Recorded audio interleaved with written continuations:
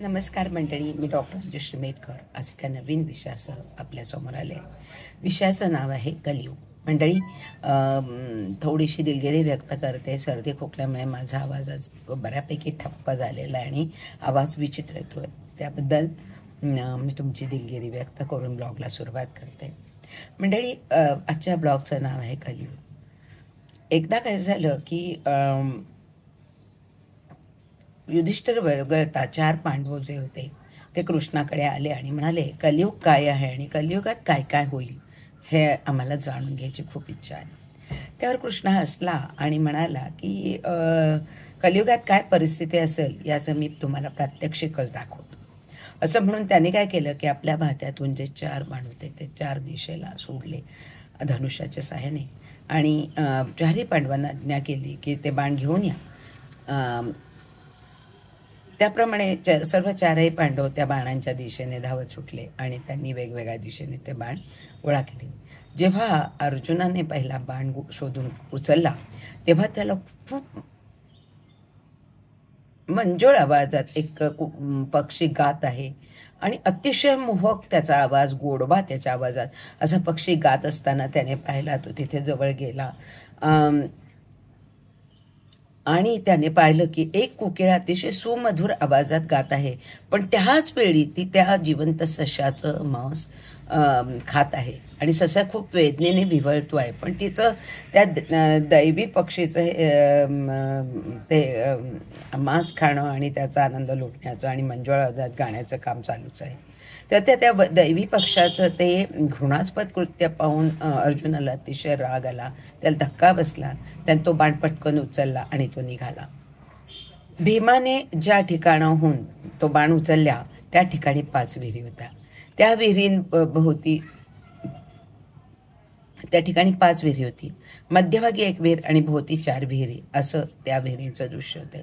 त्या 4 विहिरीतलं पाणी सुद्धा खूप गोड आणि मधुर अशा रसाचं होतं आणि त्या विहिरींची कपॅसिटी भरून ते पाणी ओथंबून वाहत होतं. पण आश्चर्याची गोष्ट अशी होती की ते गोडसर पाणी जे ओथंबून वाहत होतं ते मात्र मधल्या विहिरीत पोहोचत नव्हतं आणि ती मधली विहीर कोरडी थाक पडली होती, शुष्क झाली होती आणि एकदम शुष्कतेने ती व्याकुळलेली दिसत होती. हे पाहून भीमसुद्धा चक्रावून गेला. हे काय? नकुल जेव्हा बाण घेऊन आला त्यावर त्याने ठिकाणी पाहिलं की एका गायीने एका वासराला जन्म दिला. जन्म दिल्याबरोबर त्या गाईला खूप आनंद झाला. तिने त्या वासराला चाटायला सुरुवात केली आणि हे एक नॅचरल इन्स्टिंक्ट आहे की गाय आपल्या वासराला चाटते, त्याच्यावर प्रेम करते. आपलं प्रेम ती अशा पद्धतीने व्यक्त करत असते. पण गायचं वासरू ते चाटून स्वच्छ झालं तरी तिचं चाटणं आपलं चालूच होतं. शेवटी त्या आजूबाजूच्या लोकांनी, तिथे जमलेल्या लोकांनी त्या वासराला गाईपासून वेगळं केलं आणि पाहिलं तर ते वासरू त्या गाईच्या चाटण्यामुळे अतिशय जखमी झालं होतं. हे पाहून नकुलसुद्धा गोंधळला की काय चाललंय जगात. सेवादेवाने काय केलं, एका डोंगराजवळ एक बाण उचलला आणि पाहिलं तर एक मोठी शिळा डोंगराच्या माथ्यावरून मोठी मोठी झाडं, मोठमोठे खडक, मोठे दगड घेऊन धडाडत धपापत ते खाली येत आहे आणि ही शिळा एका लहान रोपामुळे थांबली आहे. त्यावेळी सहदेवी चकित झाला. चौघांनी सर्व घटनांचा अर्थ आता श्रीकृष्णाला विचारायचं ठरवलं आणि श्रीकृष्णाजवळ ते आले आणि त्यांनी त्याचा अर्थ विचारला. कलियुगात कृष्णाने सांगितलं की पहिल्या अर्जुनाच्या प्रश्नाचं उत्तर देताना कृष्ण म्हणाला की कलियुगात धर्मगुरूंचा आवाज खूप मधुर असेल. ते त्यांच्याजवळ खूप ज्ञानही असेल तर ते त्या ज्ञानाचं आपल्या साधकांबरोबर ते शेअरही करतील, पण त्याच वेळेला ते त्या साधकांचं शोषणही करतील. जसं कोकिळा त्या सशाचं मांस खात होती, जिवंत सशाचं मांस खात होती, तसं धर्मगुरू आपल्या साधकांचं शोषण करतील. भीमाच्या प्रश्नाचं उत्तर देताना त्यांनी सांगितलं की कलियुगात श्रीमंत आणि गरीब लोक एकाच पृथ्वी तलावर एकत्र बरोबर राहतील, पण श्रीमंतांकडे इतकं धन असेल की ते वाटेल तसं उडवतील, वाटेल तसं त्याचा थोडक्यात म्हणजे मास करतील ते, पण ते इतके कवडी चुंबक असतील की ते आपल्याजवळचं धन गरिबांना देऊ इच्छिणार नाहीत. आणि त्यामुळे जसं त्या मधल्या विहिरीच्या भोवती ज्या 4 विहिरी ओसंडून वाहत होत्या, पण मधली विहीर जशी शुष्क होती त्याप्रमाणे एकही थेंब जसा दिला नाही, त्याप्रमाणेच गरिबांना हे श्रीमंत लोक आपलं धन देणार नाहीत आणि त्यामुळे ते गरीबच राहतील. नकुलाच्या प्रश्नाचं उत्तर देताना कृष्ण सांगतात की कलियुगामध्ये पालक आपल्या मुलांवर इतकं प्रेम करतील की त्या प्रेमाचं अजीर्ण होईल आणि त्या प्रेमाने मुलं बिघडतील, त्या मुलांचं जीवन उद्ध्वस्त होईल. जसं की त्या गाईने त्या आपल्या प्रेमाने त्या वासराला चाटता त्याला जखमी केलं. आणि सहदेवाच्या प्रश्नाचं उत्तर देताना कृष्ण त्याला सांगतात की कलियुगात माणसे चारित्र्याच्या बाबतीत त्यांचं इतका धप्पतन होईल, इतके ते घसरतील की ज्याप्रमाणे ती शिळा डोंगर माथ्यावरून घसरत आली. आणि त्यांचं अधपतन काही केल्या थांबणार नाही. आणि सर्वात शेवटी देवाचं नाव देवाचं नाव घेतलं तर त्यांचं रक्षण होईल, त्यांचा उद्धार होईल. जसं एका छोट्याशा रोपाने त्या शिळेला थोपवलं होतं त्याप्रमाणे. मंडळी, मला माहीत नाही ही गोष्ट कदाचित कल्पनातीत असेल किंवा कल्पनेतून निर्माण झाली असेल, पण कलियुगाचं वास्तव आपण जेव्हा अनुभवतो, ज्या वेळेला बघतो, त्यावेळेला ही घटना किती खरोखर आहे याचं आपल्याला आकलन होतं मंडळी. की बघा की कलियुगात लोक तसे बऱ्यापैकी धर्मांध झालेले आहेत. धर्मगुरूंच्या बोलण्यावर त्यांचा विश्वास ठेवतात. त्या धर्मगुरूंबरोबर त्यांचं ज्ञानही खूप असतं आणि ते मधुर आवाजात आपल्या साधकांना आकर्षित करत असतात आणि त्यांना धर्माचं ज्ञानही देत असतात.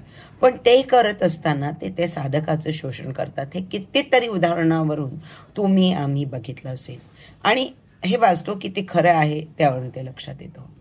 दुसरी गोष्ट म्हणजे भीमाच्या बाबतीतलं की मधली विहीर शुष्क, तर आपण बघतो की आजकाल इतके श्रीमंत लोक कलियुगात आपल्याला वावरताना दिसतात आणि ते त्यांच्या संपत्तीचा अतोनात म्हणजे उधळपट्टी करतात. म्हणजे बघा ना, एखाद्या आपल्याला गरज नसताना आपण मॉलमध्ये सहज टाईमपास करायला जातो, सहजपणे मॉलमध्ये एकावर एक फ्रीची ऑफर दिसते की एकावर 4 ऑफर दिसते फ्रीची, मग आपण त्या प्रेमात पडतो आणि आपण त्या वस्तू खरेदी करतो. कदाचित त्या आपल्याला लागत असतात किंवा नसतात, पण आपण त्या घेऊन येतो. म्हणजे गरज नसताना सुद्धा आपण त्या गोष्टी गोळा करतो. म्हणजे श्रीमंती, आपल्याकडे पैसा आहे म्हणून आपण ह्या गोष्टी सहज मिळवतो.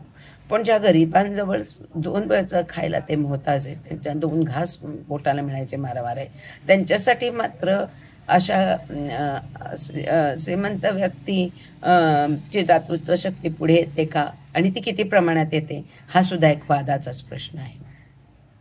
जसं की ती 4 विहिरींच्या मध्ये असणारी ती विहीर ही शुष्क आणि कोरडीच राहिली, त्याप्रमाणेच हे गरीबही असे शुष्क आणि कोरडे राहिले.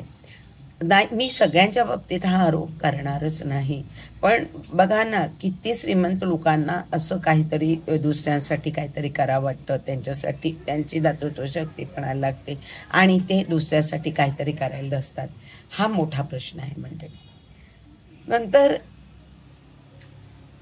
अजून एक गोष्ट आपल्याला प्रकर्षाने जाणवणारी असते आणि ती गोष्ट अशी मी तुम्हाला सांगू इच्छिते की खरं आहे की कलियुगात पालक आपल्या पाल्यांचे, आपल्या मुलांचे इतके भयानक लाड करतात की त्यांना हवी असलेली गोष्ट त्यांच्या अगदी ओठावर येण्यापूर्वीच ते त्यांना प्रोव्हाइड करत असतात, देऊन टाकत असतात आणि त्यांचा आनंद बघत असतात. कधी काळी आपल्याला ज्या गोष्टी मिळाल्या नाही त्या आपल्या मुलांना, तर आपल्याला त्या गोष्टींसाठी किती कष्ट आणि संघर्ष करावा लागला आणि तो आपल्या मुलांना करावा लागू नये म्हणून आजकालचे पालक आपल्याजवळ पैसा असल्यामुळे आणि मुलांचे लाड करणं हा एकच भावनेने प्रवृत्त असल्यामुळे ते मुलांना हव्या त्या पद्धतीने त्यांचे लाड करतात, त्यांचे खूप त्यांच्यावर प्रेम करायला जातात. पण पुढे जाऊन असं लक्षात येतं की आजकालची मुलं खूप बिघडलेली, सगळीच मुलं नाही मी म्हणणार, परत एकदा मी सांगते की आजकालची बरीच मुलं तुम्हाला बिघडलेली दिसतील. आणि मग त्याच्यातून आपल्याला कळेल की मग आईवडिलांचे कसे क्षुल्लक कारणावरून मुलांशी वाद होतात आणि एखादी गोष्ट नाही म्हटल्यावर मुलं कशी आत्महत्येला प्रवृत्त होतात किंवा आईवडिलांचा कसा छळ म्हणतात किंवा आजकाल जी आईवडिलांचं मुलांचं पटत नाही त्यामुळे मुलं वेगळी राहतात किंवा आईवडिलांना वृद्धाश्रमात टाकतात आणि वृद्धाश्रमांची संख्या वाढली आहे. या सगळ्यावरून आपल्याला लक्षात येईल की अवास्तव मुलांवर केलेलं प्रेम त्याने बिघडणारी मुलं आणि त्या मुलांचं होणारं नुकसान, ते मुलं उद्ध्वस्त होणं आयुष्यातून, हे जे आहे हे ते गायवस्त्राच्या उदाहरणावरून किती तंतोतंत चपखल ते उदाहरण बसतं हे तुम्हाला त्यावरून कळेल. आणि शेवटचं गोष्ट म्हणजे तुम्ही जर का पाहाल की खरंच आजकाल समाजाचं इतका प्रमाणात अधःपतन झालं आहे, इतक्या प्रमाणात समाज चारित्र्य हानी झालेली आहे. आणि आपण रोज बातम्या ऐकतो, वाचतो, रोज कुठल्या ठिकाणी काय घडलंय ते जाणतो आणि त्यावेळेला लक्षात येतो की किती अधःपतन झालं आहे माणसाचं. पण हे अधःपतन होत असताना सुद्धा जेव्हा एखाद्याच्याकडे त्याची बुद्धी म्हणजे बुद्धी जर का जागृत असेल आणि तू जर का परमेश्वराच्या अनुसंधानात लागला, त्याचं नामस्मरण केलं, तर तो या अधःपतनातून कसा रोखला जाईल, खाली येण्यापासून कसा रोखला जाईल, ते एखाद्या छोट्याशा रोपामुळे ती शिळा जशी अडली ना त्याच्याप्रमाणे हे होऊ शकतं. आणि म्हणूनच कर्मबंधनाला खूप महत्त्व आहे. श्रीकृष्णाने जरी गीतेत सांगितलं आहे की कर्मण्येवाधिकार असते मा फलेषु कदाचन. पण मंडळी, आपण फळाची अपेक्षा न करता काम करणं हे जितकं खरं असलं ना, तरीही कर्म करताना मात्र आपण सजग राहणं खूप गरजेचं आहे. आपण काय करतोय आणि त्याचे फळ कशी बुमरँग होऊन ते चांगले असतील वाईट असतील ते तुमच्यावरच येणार असतात. आणि त्या दृष्टीने आपण जर का तयार राहायचं असेल तर आपलं जीवन आपण कसं कर्मबंधनात वावरत असताना सुद्धा आपली धी किंवा स्मृती बुद्धी जागृत ठेवून आपण कसं चांगल्या पद्धतीने वागून आपलं जीवन व्यतीत केलं पाहिजे याचा एक सुंदर परिपाठ ह्या उदाहरणांवरून आपल्याला घालून दिलेला असतो. ही कदाचित एखादी गोष्टही असू शकते, एखादा संकल्पना असू शकते एखाद्याच्या मनातली, पण ती कलियुगाला किती आजकाल चपखल बसवते आहे, कलियुगातल्या गोष्टींना किती चपखल बसते हे यावरून समजते. तेव्हा मंडळी, आजचा ब्लॉगचा विषय तुम्हाला कसा वाटला, कलियुग या विषयावर मी केलेला हा ब्लॉग तुम्हाला आवडला का हे मला जरूर कळवा. आणि माझी तुम्हाला कळकळीची विनंती आहे की आपण जर का माझं चॅनल सबस्क्राईब केलं नसेल तर ते जरूर करा. आणि माझे ज्या बेल आयकॉन दाबा, म्हणजे माझे ज्या वेळेला नवनवीन व्हिडिओ येतील ते त्यावेळेला तुम्हाला ऐकायला मिळतील, पाहायला मिळतील.